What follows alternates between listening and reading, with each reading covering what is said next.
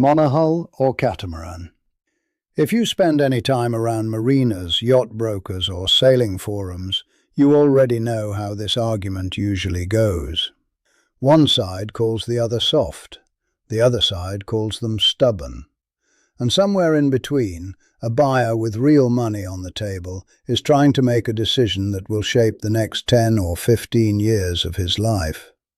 Here is what most of that noise misses. The real difference between these two boats has almost nothing to do with hull count. It has to do with two completely different engineering philosophies that happen to end up floating in the same marina. And until you understand that, every comparison you read online is going to lead you in circles. A monohull is built around a single hull with a ballasted keel hanging underneath. That keel is not decoration. It is the entire logic of the boat. It gives you leverage, righting power, and that feedback through the helm that experienced sailors talk about when they say a boat feels alive. You lean, the keel pulls you back, the rig loads up honestly, and the boat tells you what it wants. A catamaran is built on the opposite idea. Two narrow hulls spread wide, connected by a bridge deck. No heavy keel doing the work. Stability comes from beam and buoyancy instead of ballast. Once you grasp that split, everything else falls into place. Speed, motion, comfort, cost, docking, offshore behavior, resale, even the psychology of ownership. It all traces back to that one architectural choice. Let me start with drag, because this is where a lot of the catamaran fantasy quietly falls apart. At low speeds, in light air, a catamaran actually suffers. Two hulls means more wetted surface, and viscous drag punishes you immediately. That is also why catamarans are so sensitive to fouling. A bit of slime on a monohull is annoying. On a cat, with all that extra surface already working against you, a neglected bottom can cut your top speed by as much as 20%. That is not a rumour, that is physics. So the idea that a catamaran is automatically faster in every condition is the first myth you should throw overboard. But then the story flips. Once speed rises, wave-making drag starts to dominate, and here the catamaran finally cashes in. A monohull has to shove one wide body through the water, and as it approaches hull speed, the energy cost rises brutally. The boat feels like it hits a wall. A catamaran, with its two slender hulls, slices instead of shoves. Smaller bow waves, smaller stern waves, less penalty. That is why cats can keep pulling away past the point where a monohull has already maxed out. So the honest summary is this: the catamaran pays more in friction first, then wins big in wave drag later. Slow speed penalty, high speed advantage. Speed is not one fixed quality, it is conditional, and those conditions matter a lot more than most buyers realize. Now stability. This is where the emotional decision usually happens, often before the buyer understands any of the engineering. A monohull gets its stability from ballast carried low. It leans, the lean creates the righting moment, and the boat pulls itself back. That righting curve keeps building out to 60, 70, even 90 degrees of heel.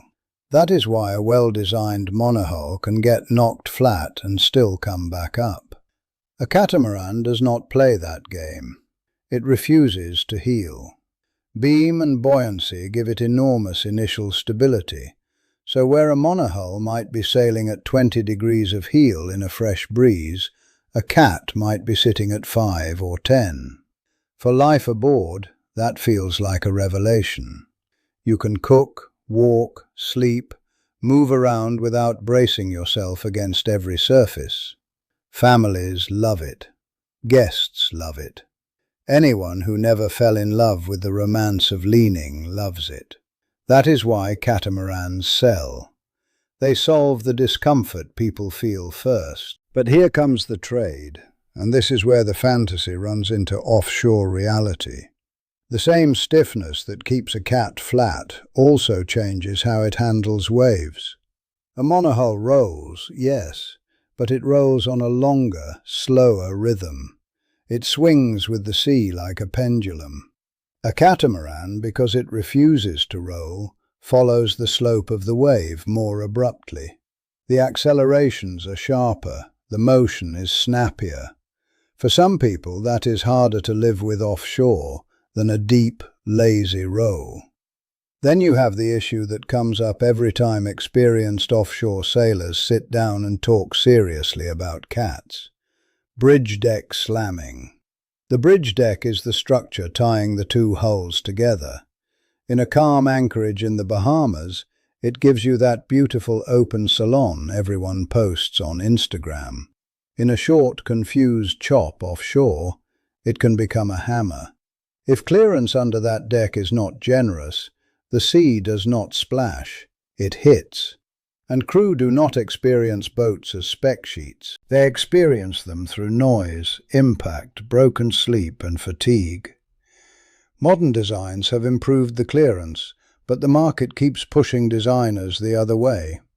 Buyers want more headroom, bigger beds, lower soles, more living volume.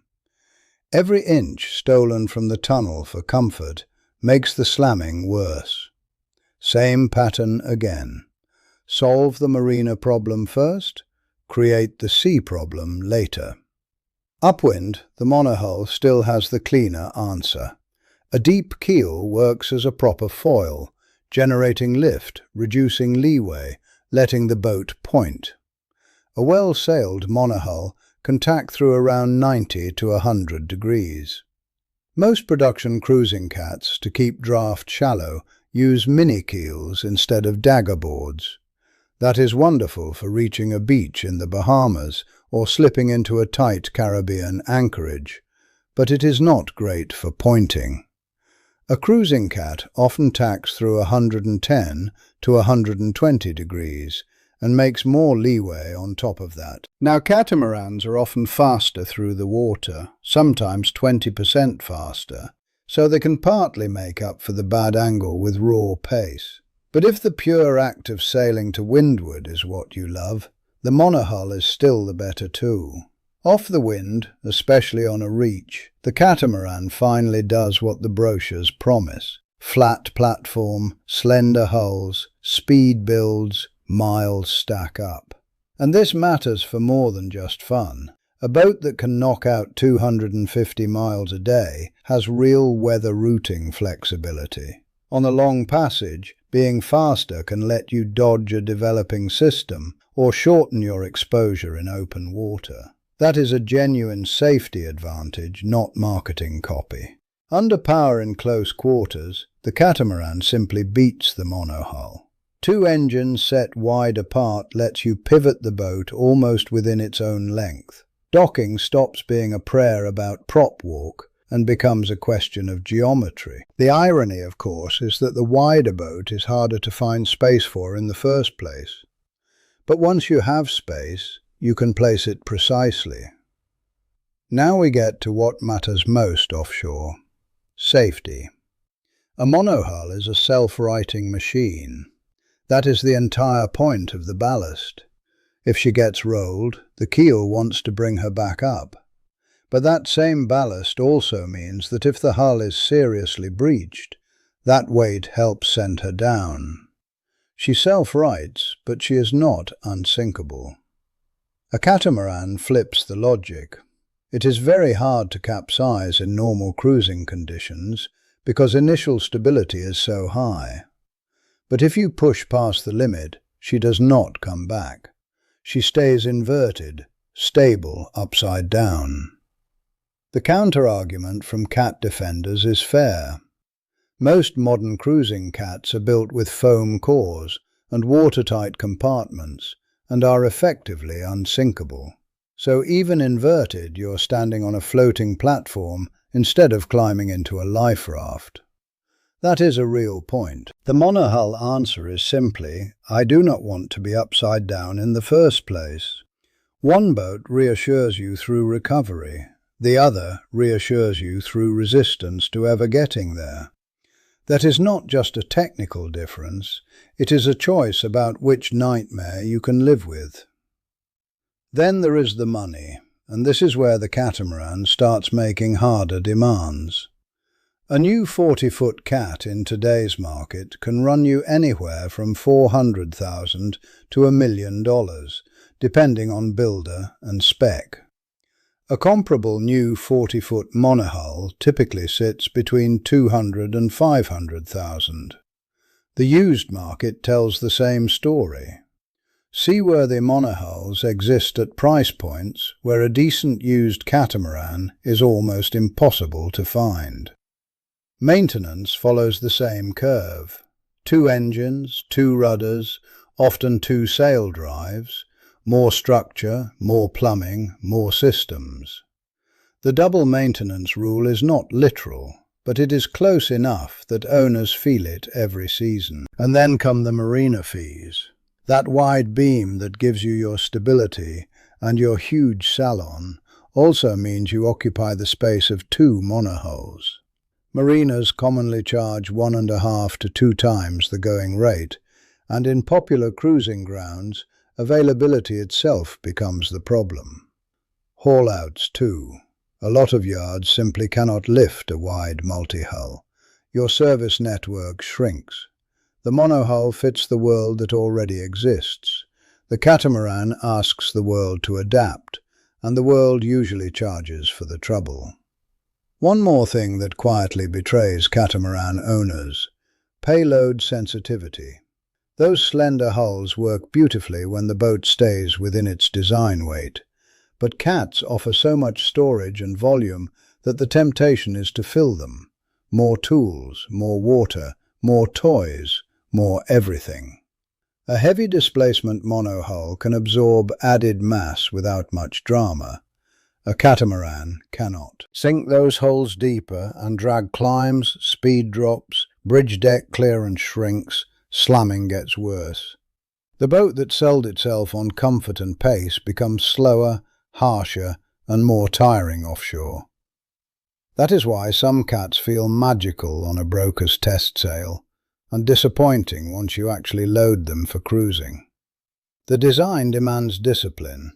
The lifestyle invites accumulation. That is a nasty mismatch. So here is where I land after chewing through all of this. The monohull is the better boat for sailors. The catamaran is the better boat for cruisers. Not always, not for every budget, every passage, every owner. But as a broad conclusion, that is where the evidence keeps pointing. If you want to sail in the traditional sense, if you value upwind performance, honest feedback through the helm, a self-righting hull, a simpler ownership burden, and a boat that fits the infrastructure already built around sailing, the monohull is still incredibly hard to beat. It heels more, it rolls more, it asks more of your body, but it also explains itself more clearly, and at sea, a boat that tells you the truth is worth a great deal. If your mission is warm water cruising, life aboard with a family, shallow anchorages in the Bahamas or the Caribbean, flat comfort, privacy, and fast off-wind passages, the catamaran is not some soft compromise. For that life, it is often the smarter answer. The real question was never one hull or 2. It was, what problem are you actually trying to solve? Choose the monohull if you want the boat to teach you. Choose the catamaran if you want the boat to host you. The winner is not the design with the fewest compromises, because there is no such design. The winner is the design whose compromises line up with your life. If you have owned one of these or spent real time aboard one offshore, I would like to hear where you agree and where you do not, especially if you have made the switch in one direction or the other and learned something the hard way. If this is the kind of straight, practical discussion you want more of, subscribe and leave a like. That is what this channel is for. And the comments are usually where the real learning happens.